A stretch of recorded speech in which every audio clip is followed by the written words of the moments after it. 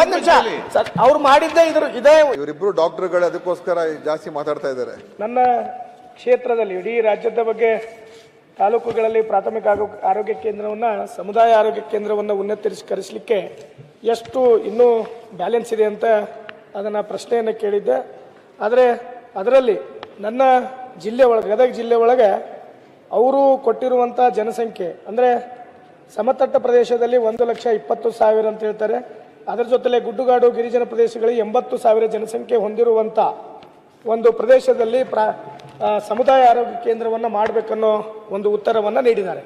ನನ್ನ ಕ್ಷೇತ್ರದಲ್ಲಿ ಹಿಂದೆ ಏನು ಹೊಸದ ಸಿರಟ್ಟಿ ತಾಲೂಕು ಇರುವಂಥ ಸಮಯದಲ್ಲಿ ಒಂದು ಲಕ್ಷ್ಮೇಶ್ವರದಲ್ಲಿ ಸಮುದಾಯ ಆರೋಗ್ಯ ಕೇಂದ್ರವನ್ನು ಕೊಟ್ಟಿದ್ರು. ಈಗ 4-5 ವರ್ಷದಿಂದ ಲಕ್ಷ್ಮೇಶ್ವರ ತಾಲೂಕು ಆಗಿರೋದ್ರಿಂದ ಅಲ್ಲಿ ತಾಲೂಕು ಆಸ್ಪತ್ರೆ ಆಗಬೇಕು ವಿನಃ ಸಮುದಾಯ ಆರೋಗ್ಯ ಕೇಂದ್ರ ಆಗಬಾರ್ದು. ಅದರಿಂದ ಒಂದು ಹೊಸದು ಸಮುದಾಯ ಆರೋಗ್ಯ ಕೇಂದ್ರವನ್ನು ಕೊಡಬೇಕಂತೇಳಿ ನಾನು ಮಾನ್ಯ ಸಚಿವರನ್ನ ಕೇಳಿ ಬಯಸ್ತೇನೆ. ಮಾನ್ಯ ಸಭಾಧ್ಯಕ್ಷರೇ, ನಮ್ಮ ಶಿರಟ್ಟಿ ಶಾಸಕರು ಅವರು ಕೂಡ ಡಾಕ್ಟರ್ ಆಗಿರೋದ್ರಿಂದ ಸ್ವಲ್ಪ ವೈದ್ಯಕೀಯ ವಿಚಾರಗಳ ಬಗ್ಗೆ ಆಸಕ್ತಿ ಹೆಚ್ಚಿದೆ. ನಾವು ಅವರಿಗೆ ಈ ಉತ್ತರದಲ್ಲಿ ಹೇಳಿದ್ದೇನೆ, ನಮ್ಮ ಮಾನದಂಡದ ಪ್ರಕಾರ 1,20,000 ಜನಸಂಖ್ಯೆ ಇದ್ದಾಗ ಒಂದು CHCಯನ್ನು ಕೊಡ್ಬೋದು ಅಂತ ಇದೆ. ಅದರಿಂದ ಅವರು ಕೇಳಿರುವಂಥ ಒಂದು ಏನು ಶಿರಟ್ಟಿ ತಾಲೂಕಿನ ಜನಸಂಖ್ಯೆ 1,53,474 ಅಂತ ಇದೆ. ಅದರಿಂದ ಅವ್ರ ಎಲಿಜಿಬಿಲಿಟಿ ಇರೋದೇ ಒಂದು ಸಮುದಾಯ ಆರೋಗ್ಯ ಕೇಂದ್ರಕ್ಕೆ. ಮತ್ತು ಎಲಿಜಿಬಿಲಿಟಿ ಮೀರಿ ನಾವು ಕೊಡಬೇಕು ಅಂತ ಹೇಳಿದ್ರೆ ಆ ನಾಮ್ಸ್ ಪ್ರಕಾರ ನಾವು ಶುರು ಮಾಡಿದ್ರೆ ಅನೇಕ ಕಡೆ ನಾವು ಕೊಡಬೇಕಾಗ್ತದೆ. ನಿಮ್ಮೊಬ್ಬರಿಗೆ ಮಾತ್ರ ನನ್ನ ಆ ಒಂದು ನಾಮ್ಸನ್ನು ಮೀರಿಸಿ ಹೋಗೋದು ಭಾಳ ಕಷ್ಟ ಆಗ್ತದೆ. ಅದರಿಂದ ಅದು ಈಗಿರುವಂಥ ನಾಮ್ಸ್ ಪ್ರಕಾರ ಅದು ಮಾಡೋಕ್ಕಾಗ್ತಾ ಇಲ್ಲ. ಆದರೆ ನಾನು ನಮ್ಮ ಸರ್ಕಾರ ಬಂದ ಮೇಲೆ ಅವ್ರ ಶಿರಟ್ಟಿಗೆ ಹೊಸ 100 ಬೆಡ್ಡಿನ ತಾಲೂಕು ಆಸ್ಪತ್ರೆ ಕೂಡ ನಿರ್ಮಾಣ ಮಾಡ್ತಕ್ಕಂಥ ಕೆಲಸ ನಾವು ಮಾಡಿಕೊಟ್ಟಿದ್ದೇವೆ. ನಾವೆಲ್ಲ ಒಟ್ಟಿಗೆ ಕಾರ್ಯಕ್ರಮ ಮಾಡಿ ಅವ್ರಿಗೆ ಹೊಸ ಆಸ್ಪತ್ರೆ ಕೂಡ ಕೊಟ್ಟಿದ್ದೀವಿ. ಸೊ ಆ ಕೆಲಸ ಕೂಡ ನಡೀತಾ ಇದೆ. ಮತ್ತು ಇನ್ನೊಂದು ಏನು ಮಾಡ್ತಾ ಇದ್ದೀವಿ, ಮಾನ್ಯ ಸಭಾಧ್ಯಕ್ಷ ಉತ್ತರ ಕೊಟ್ಬಿಡ್ತೀನಿ. ಈಗ ನಾವು ಕಲ್ಯಾಣ ಕರ್ನಾಟಕ ಭಾಗಕ್ಕೆ ಒಂದು ಸಮಿತಿಯನ್ನು ರಚನೆ ಮಾಡಿದ್ದೀವಿ ಮಾನ್ಯ ಸಭಾಧ್ಯಕ್ಷರು. ಎಷ್ಟು ನಿಜವಾಗ್ಲೂ ಅವಶ್ಯಕತೆ ಇದೆ ಮತ್ತು ಎಲ್ಲೆಲ್ಲಿ ಕೊರತೆ ಇದೆ, PHCಯ ಕೊರತೆ ಎಲ್ಲಿದೆ, CHCಯ ಕೊರತೆ ಎಲ್ಲಿದೆ, ಎಲ್ಲಿ ತಾಲೂಕು ಆಸ್ಪತ್ರೆ ಅಪ್ಗ್ರೇಡ್ ಆಗಬೇಕಾಗ್ತದೆ, ಎಲ್ಲಿ ಜಿಲ್ಲಾ ಆಸ್ಪತ್ರೆ, ಅದನ್ನು ಮಾಡಿ ನಾವು ಕಳೆದ ಬಾರಿ ಕಲ್ಯಾಣ ಕರ್ನಾಟಕದ 854 ಕೋಟಿ ರೂಪಾಯಿ ವೆಚ್ಚದಲ್ಲಿ 24 PHC, 10 CHC, 2 ಜಿಲ್ಲಾ ಮಟ್ಟದ ಆಸ್ಪತ್ರೆ, ತಾಲೂಕು ಆಸ್ಪತ್ರೆ ಅಪ್ಗ್ರೇಡೇಷನ್ ಎಲ್ಲ ಮಾಡಿ ಇಂಪ್ಲಿಮೆಂಟ್ ಆಗ್ತಾ ಇದೆ. ಸೊ ಅದೇ ಪ್ರಕಾರ ಉಳಿದ ಕರ್ನಾಟಕಕ್ಕೆ ಅದೇ ಒಂದು ಸಮಿತಿಯ ವರದಿನ ನಾನು ಈಗ ನಿರೀಕ್ಷೆಯಲ್ಲಿದ್ದೇನೆ. ಎಲ್ಲೆಲ್ಲಿ ಗ್ಯಾಪ್ಸ್ ಇದೆ, ಎಲ್ಲಿ ಹೆಚ್ಚು ಬೇಡಿಕೆ ಇದೆ, ಎಲ್ಲಿ ಹೆಚ್ಚು PHC ಕೊಡಬೇಕು, CHC ಕೊಡಬೇಕು, ಒಂದು ವೈಜ್ಞಾನಿಕವಾಗಿ ಮಾಡಿಸ್ತಾ ಇದ್ದೀವಿ. ಅದರ ಪ್ರಕಾರ ಮುಂದಿನ ದಿವಸಗಳಲ್ಲಿ ಯಾರಿಗೆ ಏನು ಮಾಡಬೇಕು ಅಂತ ಒಂದು ತೀರ್ಮಾನ ತಗೊಳ್ಬೇಕಾಗ್ತದೆ. ಸದ್ಯದ ಪರಿಸ್ಥಿತಿಯಲ್ಲಿ ಅವರಿಗೆ ಈಗ ಕೊಡೋದಕ್ಕೆ ಕಷ್ಟ ಇದೆ ಮನೆ ಸಭಾಧ್ಯಕ್ಷರು, ಯಾಕಂದರೆ ಅವ್ರ ಎಲಿಜಿಬಿಲಿಟಿಗೆ ಬರ್ತಾ ಇಲ್ಲ. ಸಭಾಧ್ಯಕ್ಷರೇ, ಈಗ ಆಲ್ರೆಡಿ ಹೊಸ ತಾಲೂಕಂತ ಘೋಷಣೆ ಮಾಡಿದ್ದನ್ನು ಅವ್ರ ಎಲಿಜಿಬಿಲಿಟಿ ಬರಲ್ಲ ಅನ್ನೋ ಒಂದು ಮಾತನ್ನು ಹೇಳ್ತಾ ಇದ್ದಾರೆ. ಹೊಸ ತಾಲೂಕು ಘೋಷಣೆ ಮಾಡಿದ್ದೇ ಈಗ ಸದ್ಯಕ್ಕೆ ಸಮುದಾಯ ಆರೋಗ್ಯ ಕೇಂದ್ರ ಇರುವಂಥದ್ದು. ನನ್ನ ಬೇಡಿಕೆ ಹೊಸ ತಾಲೂಕೇನು ಘೋಷಣೆ ಮಾಡಿದಿರಿ ಅದನ್ನು ತಾಲೂಕು ಆಸ್ಪತ್ರೆ ಮಾಡಬೇಕಾಗಿರೋದು ಒಂದು. ಎರಡನೇದಾಗಿ ನನಗೆ ಸಮುದಾಯ ಆರೋಗ್ಯ ಕೇಂದ್ರ ಬೇಕು. ಅವರು ಒಂದು ಮಾಹಿತಿಯನ್ನು ಹೋದ ಬಾರಿ ಅಧಿವೇಶನದಲ್ಲಿ ನೀಡಿದ್ದಾರೆ. ಏನು ಡಿಕ್ರೀಸಿಂಗ್ ಗ್ರೋತ್ ರೇಟ್ ಮೆಥಡಲ್ಲಿ ನಾವು ಜನಸಂಖ್ಯೆಯನ್ನು ಏನು IPHS ನಾರ್ಮ್ಸ್ ಪ್ರಕಾರ ನಾವೇನು ನೀಡಿದ್ದೀವಿ ಅದರಲ್ಲಿ ಶಿರಟ್ಟಿಯಲ್ಲಿ 2011ರಲ್ಲಿ 1,46,000 ಜನಸಂಖ್ಯೆ ಅಂತ ತಾವು ಕೊಡ್ತೀರಿ. ನನಗೆ ಅಲ್ಲಿ ಮತದಾರರ ಪಟ್ಟಿನ ಅಷ್ಟಿದೆ. ಈಗಿನ ಪ್ರೆಸೆಂಟ್ ಇರುವಂಥ ಮತದಾರರೇ ಅಷ್ಟಿರೋದ್ರಿಂದ ಮತ್ತೆ ತಾವು ಇನ್ನೊಂದು ಪ್ರೆಡಿಕ್ಟ್ ಮಾಡ್ತೀರಿ 2024ರಲ್ಲಿ 1,54,000 ಅಂತ. ಅಂದರೆ ಸುಮಾರು 13 ವರ್ಷದಲ್ಲಿ ಬರೀ 7-8 ಸಾವಿರ ಜನಸಂಖ್ಯೆ ಅಷ್ಟೇ ಇನ್ಕ್ರೀಸ್ ಆಯ್ತಾ ನಿಮ್ಮ ಪ್ರಕಾರ ಅನ್ನೋದು ಒಂದು.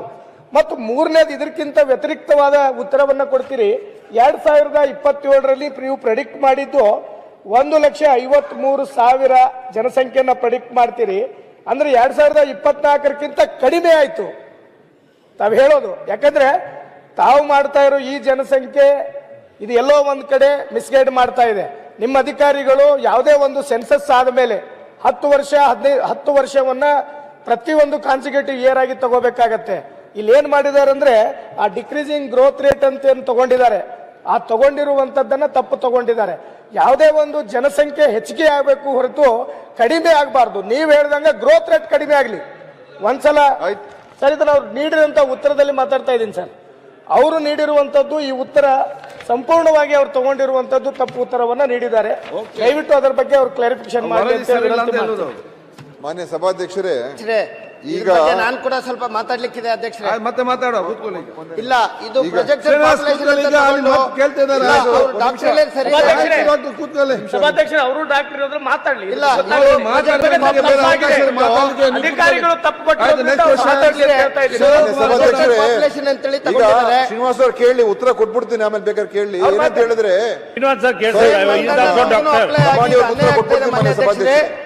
ಇದು ಪ್ರೊಜೆಕ್ಟೆಡ್ ಪಾಪ್ಯುಲೇಷನ್ ಅಂತ ತಗೊಂಡಿದ್ದಾರೆ 2027ಗೆ ಅಂತ ಹೇಳ್ಬಿಟ್ಟು. ಇದು ಈಗ ನಮ್ಮ ತಾಲೂಕಿನ 3,44,000 ಜನಸಂಖ್ಯೆ ಇದೆ. ಆದ್ರೆ ಈಗ ಇವ್ರು ಹೇಳ್ತಾ ಇರೋದು 2027ಕ್ಕೆ 2,19,000 ಆಗುತ್ತೆ.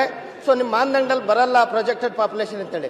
ಸೆನ್ಸಸ್ ತಗೊಳ್ಳಿ 2011 ಮಲ್ಲೆಲ್ಲ 2024 ಪಾಪ್ಯುಲೇಷನ್ ತಗೊಳ್ಳಿ. ಇವ್ರು ಪ್ರೊಜೆಕ್ಟೆಡ್ ಪಾಪ್ಯುಲೇಷನ್ ಅಂತೇಳಿ 2027 ತಗೊಂಡು ಈ ತರ ಎಲ್ಲಾ ತಾಲೂಕುಗಳಿಗೂ ಅನ್ಯಾಯ ಆಗ್ತದೆ. ವಿಶೇಷವಾಗಿ ನಮ್ದು ಗಣಿಬಾಧಿತ ತಾಲೂಕು ಮತ್ತೆ ಕಲ್ಯಾಣ ಕರ್ನಾಟಕ ಬರ್ತದೆ. ನಮಗೆ ಸಿಗಬೇಕಾದಂತೆ ನ್ಯಾಯ ಸಿಗ್ತಾ ಇಲ್ಲ.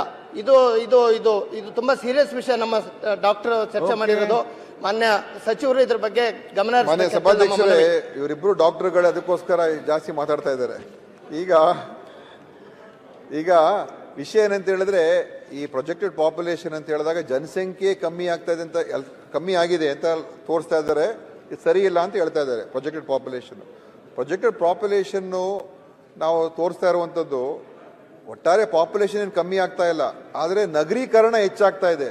ನಗರ ಪ್ರದೇಶದಲ್ಲಿ ಪಾಪ್ಯುಲೇಷನ್ ಹೆಚ್ಚಾಗ್ತಾ ಇದೆ, ಗ್ರಾಮಾಂತರ ಪ್ರದೇಶದಲ್ಲಿ ಪಾಪ್ಯುಲೇಷನ್ ಕಮ್ಮಿ ಆಗ್ತಾ ಇದೆ. ಸೊ ಪ್ರೊಜೆಕ್ಟೆಡ್ ಪಾಪ್ಯುಲೇಷನ್ ಅವರು ಏನೋ ಅವರ ಒಂದು ಊಹೆಯ ಪ್ರಕಾರ ಮಾಡ್ತಾ ಇಲ್ಲ. ಇಂದಿನ ಡೇಟಾ ಏನು ಪ್ರೋಗ್ರೆಸ್ ಆಗ್ತಾ ಇದೆ, ಅರ್ಬನೈಸೇಷನ್ ಏನಾಗ್ತಾ ಇದೆ, ಅದರಿಂದ ಅರ್ಬನ್ ಪಾಪ್ಯುಲೇಷನ್ ಹೆಚ್ಚಾಗ್ತಾ ಇದೆ, ರೂರಲ್ ಪಾಪ್ಯುಲೇಷನ್ ಕಮ್ಮಿ ಆಗ್ತಾ ಇದೆ.